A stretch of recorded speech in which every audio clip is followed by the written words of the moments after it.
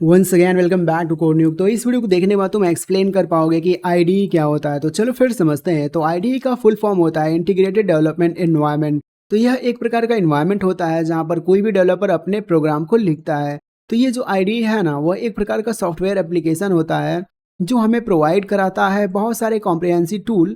और उस टूल में बहुत सारी चीज़ें करने की क्षमता होती है, जैसे कोड को राइट करना, एडिट करना, टेस्ट करना और डिबग करना। किसी भी कोड को मान लो तुम एफिशिएंटली उसको तुम मैनिपुलेट करना चाह रहे हो या फिर एडिट करना चाह रहे हो तो कर सकते हो, ठीक है। अगर तुम आईडी का यूज कर रहे हो तो आईडी का काम ही यही होता है कि कोड को लिखना और बाकी सारी चीजों ऑपरेशन को परफॉर्म करना।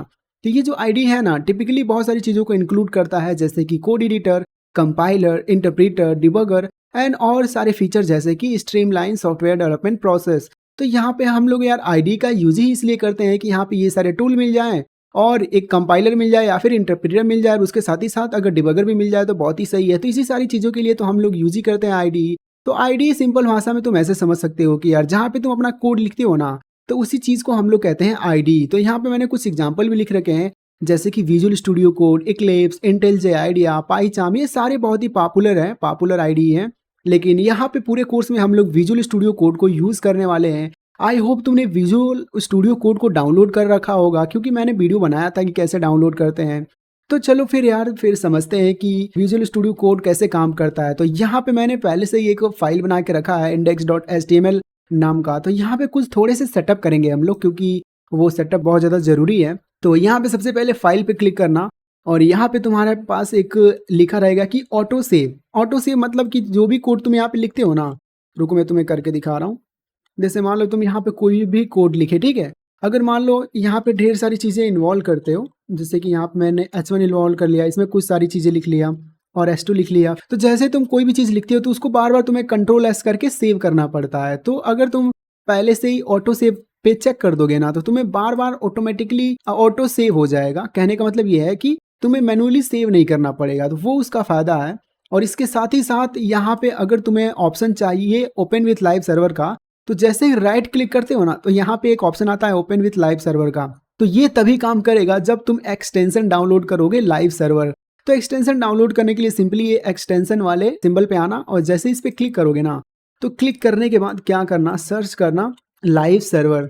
तो जैसे ही तुम लाइव सर्वर करते हो तो यहाँ पे तुम्हारे पास एक एक्सटेंशन आएगा लाइव सर्वर नाम का।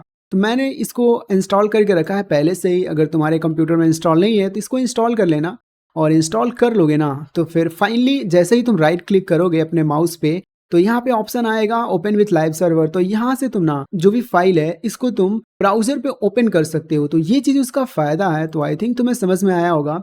और एक चीज़ और मैं बताना चाह रहा था कि अगर तुम जैसे स्क्रॉल करते हैं ना, यहाँ पे देखो, रुको मैं तुम्हें करके दिखा रहा हूँ।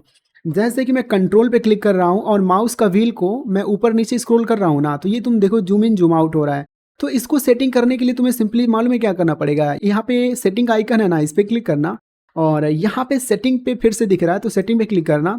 और जैसे ही यहाँ पे सर्च करोगे ना, माउस सर्च कर सकते हो, तो यहाँ पे एक ऑप्शन आ रहा है कि माउस व्हील जूम। तो यहाँ पे मैंने चेक करके रखा है पहले से ही। अगर तुम्हारा चेक नहीं है तो इसको चेक कर सकते हो। तो zoom the font of the editor when using mouse wheel at holding control. तो कहने का मतलब ये कह रहा है कि मालूम है क्या करो कि कंट्रोल पे प्रेस करो, मतलब कंट्रोल वाले बटन को दबाए रखो और जैसे ही माउस को ऊपर नीचे अगर तुम स्क्रॉल करोगे ना, तो ऐसा जूम इन जूम आउट होगा। और पूरा अगर तुम जूम इन जूम आउट करना चाहते हो तो सीधा कंट्रोल पे क्लिक करके प्लस करोगे ना, तो देखो तुम कैसे ये जूम इन हो रहा है और इसे माइनस करोगे तो ऐसे ही और जूम आउट हो जाएगा, ठीक है।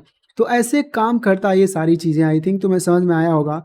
तो इतना अगर तुम सेटिंग कर लेते हो तो बाकी तुम्हें और सेटिंग करने की जरूरत नहीं है। बाकी मैं आगे आने वाले वीडियो में बताऊंगा। So thank you for watching and मिलते हैं नेक्स्ट वीडियो में।